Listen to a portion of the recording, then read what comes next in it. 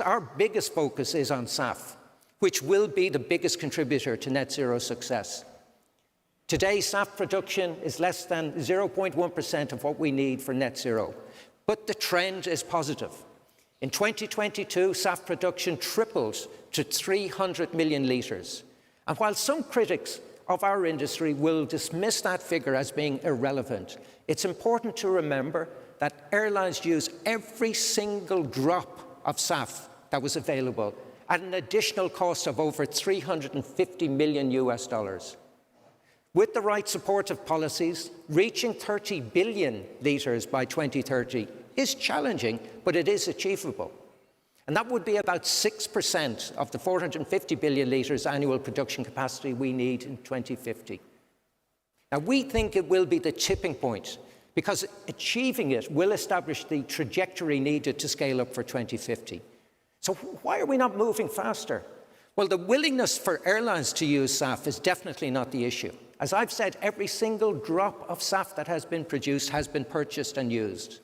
The problem is insufficient production capacity to meet demand. That's why we must increase the number of pathways for SAF production and diversity of feedstock, and of course, while maintaining their sustainability credentials. Doing so will open production opportunities best suited to particular geographic locations. Governments should be jumping over themselves to be first in the line for job creation, local economic stimulus, and biodiversity protection that SAF production brings. Significant benefits for both developed and developing economies alike. Unfortunately, the politicians have not made good on their COP26 promise to stop financing fossil fuels. We have not seen a major shift of fossil fuel subsidies to green energy, and certainly not to SAF. Now, the US approach to SAF is the most advanced, and I think welcome, with a system of tax credits to drive up production levels. This will be much more effective than purchase mandates being considered as far wide as Singapore, India, and Europe. When there is not enough supply, a purchase mandate will simply drive up prices, stall innovation, and limit competition long before supply increases. And if there is an early policy decision that is needed, it is to establish global standards for SAF book and claim system that can fairly allocate SAF credits without double counting.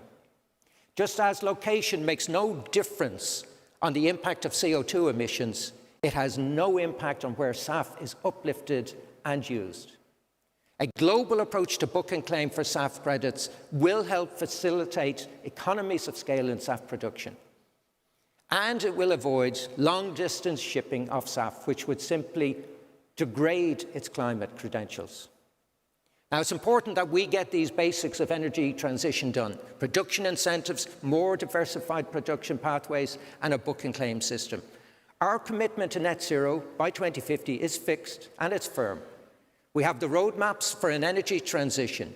Now we need the tools to get the job done.